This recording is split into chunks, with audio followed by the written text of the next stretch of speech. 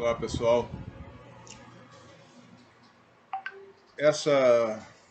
Esse artigo que eu coloquei para vocês gerou problemas para o jornalista Schwarzman, porque creio que ele foi processado, não sei por que instância, se pela Advocacia Geral da União ou pelo próprio Ministério da Justiça, não sei. Também não saberei dizer a vocês com base em que ele foi processado. Mas isso não me surpreende, que ele sofra retaliações, que ele tenha sofrido retaliações ou reações por parte do governo federal, não me surpreende em nada. O que me surpreendeu foi o fato de que o artigo teve pouca compreensão por parte de algumas pessoas, algumas personalidades, até do meio acadêmico, não é? Porque,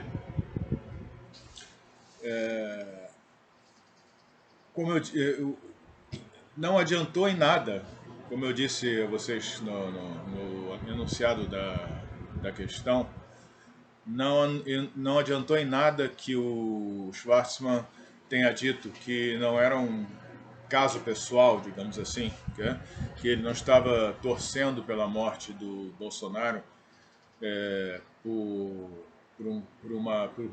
motivos afetivos, digamos, né? Não se tratava de ódio ao presidente da República, nada disso.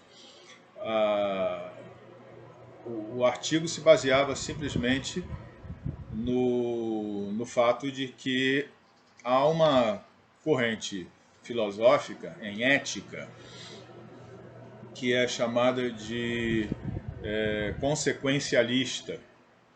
Consequencialista, conforme o nome está dizendo, essa corrente da ética, ela julga as nossas ações como boas ou más, conforme as consequências que essas ações tragam, né?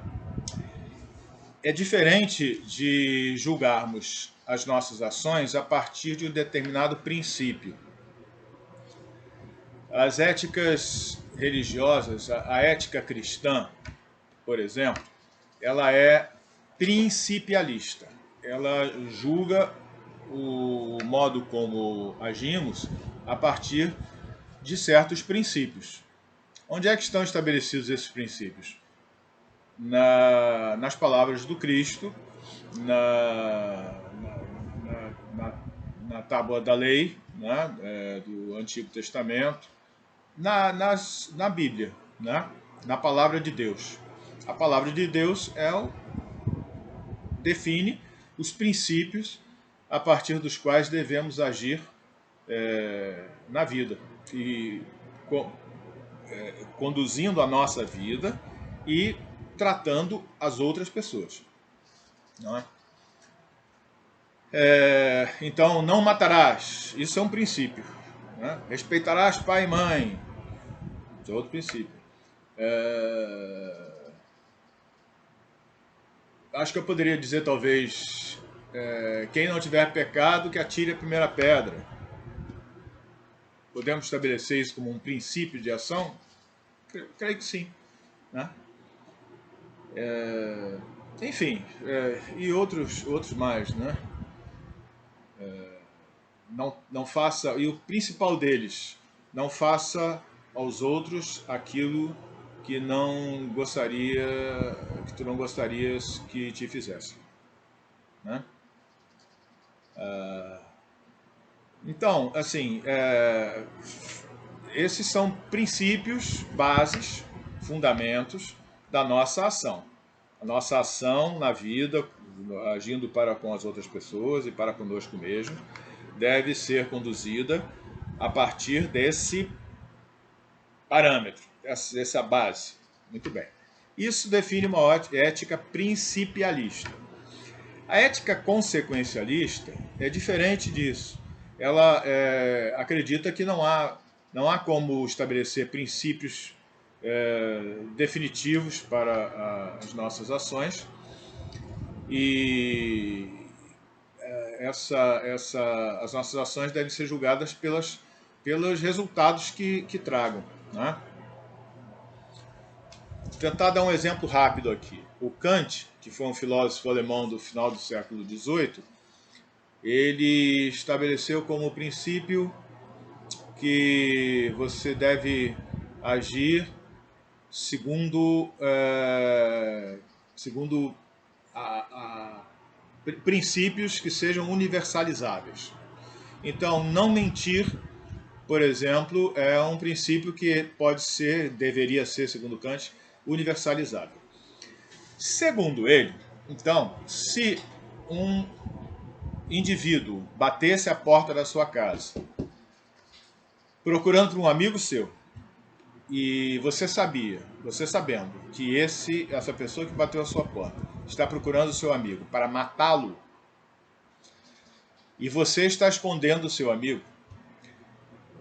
segundo Kant, se essa pessoa que bateu a sua porta lhe perguntar: você está escondendo o fulano na sua casa?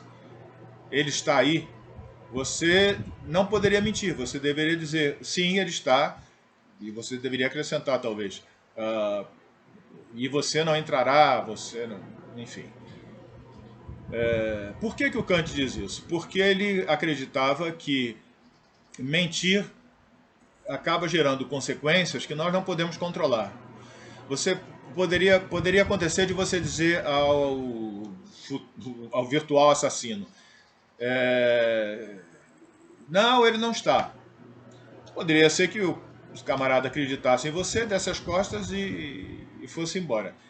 O seu amigo, apavorado com a chegada do sujeito, poderia ter saído pelos fundos e ido para a rua. O assassino, acreditando na sua palavra de que ele não estava lá, iria para a rua e os dois se encontrariam. E o resultado? Ou seja, o Kant acreditava então que não se pode medir as consequências daquilo que dizemos, né? As mentiras, enfim, podem gerar consequências imprevisíveis. Né? Isso não sei a opinião de vocês, mas isso é bastante questionável, né? Na minha opinião, é bastante questionável. Vamos supor que você seja holandês e você está vivendo em Amsterdã em 1944, durante a ocupação da Holanda pela Alemanha nazista.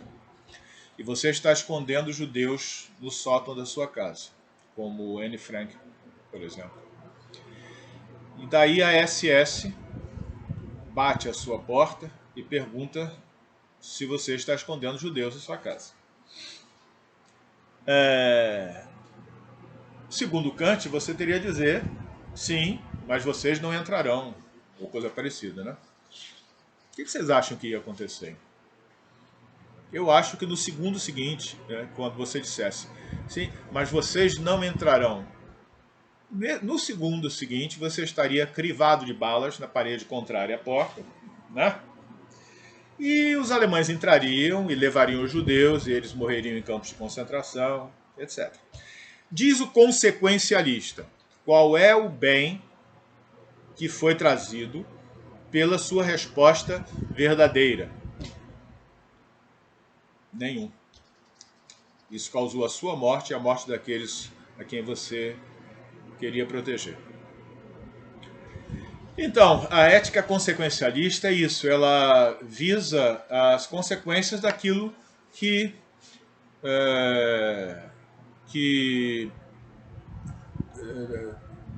das nossas ações, né? Quando o Schwarzman diz: eu torço pela morte do presidente da República, porque acredito que, uma vez que ele morra, pessoas deixarão de morrer, outras pessoas deixarão de morrer, várias outras pessoas deixarão de morrer. Ele se posiciona de uma forma estritamente, rigorosamente consequencialista. Porque ele diz, as consequências da morte do presidente da República seriam muito mais favoráveis do que desfavoráveis. Claro, seria desfavorável ao próprio presidente, ou ao seu círculo de amigos, ou a todos eles todos os que ainda acreditam nele, etc., né? Os seus fãs, o seu séquito e tal. Mas para inúmeras outras pessoas seria conveniente que o presidente da República morresse, porque, diz o Schwartzman, né, uma pessoa que entrasse no lugar dele agiria de forma, segundo o jornalista, agiria de forma mais responsável com relação à pandemia do coronavírus. E eu lembro a vocês, esse artigo foi de junho do ano passado, né? Quando ainda não tinham morrido 100 mil pessoas, creio, mas já haviam morrido dezenas de milhares. Então, a posição de Schwartzman é a seguinte: o senhor presidente da República, agindo do modo que agiu, ele provocou a morte de inúmeras pessoas que não precisariam ter morrido. Se o Bolsonaro colocasse máscara, se ele não duvidasse da seriedade da pandemia, se ele não dissesse que é uma gripezinha ou um resfriadinho, tudo isso, não é? Ele poderia ter evitado que milhares de pessoas morressem. Mas ele fez tudo diferente, né? Ele não pôs máscara, até hoje não bota máscara em público. Ontem mesmo houve uma reunião de ministros, ele estava sem máscara e vários outros ministros também. Alguns ministros estavam, né? Mas a maioria não. Então ele não usa máscara em público, nem privadamente. Ele desdenhou da seriedade da doença, não é? Então, todas essas atitudes, no entender do Schwartzman, são negativas e geraram a morte de milhares de pessoas. E se uma pessoa morresse, no caso o senhor presidente da República, inúmeras outras vidas teriam sido salvas. A consequência da morte do senhor presidente da República teria sido que várias outras pessoas deixariam de morrer. E no entender do Schwartzman, de um ponto de vista consequencialista, isso é plenamente defensável. Torcer para que o seu presidente da República morra.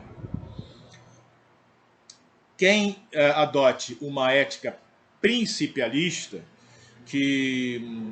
vamos supor, uma ética religiosa, segundo a qual toda a vida é sagrada, e a vida também do Bolsonaro é sagrada, portanto não devemos desejar a morte dos outros, não é? Isso seria um princípio, não desejar a morte dos outros. Para quem adote essa ética principialista, a posição do Schwartzman não é aceitável, não é? Assim, mas então ele defendeu no artigo, ele defendeu sua posição com argumentos, etc. E, como eu disse, já de princípio dizendo, não se trata aqui de uma questão pessoal, não é questão de ódio ao presidente, nada disso. É uma questão de racionalidade. Se ele morre, milhares serão salvos, né? E o que me chocou foi que jornalistas, acadêmicos, escreveram, né,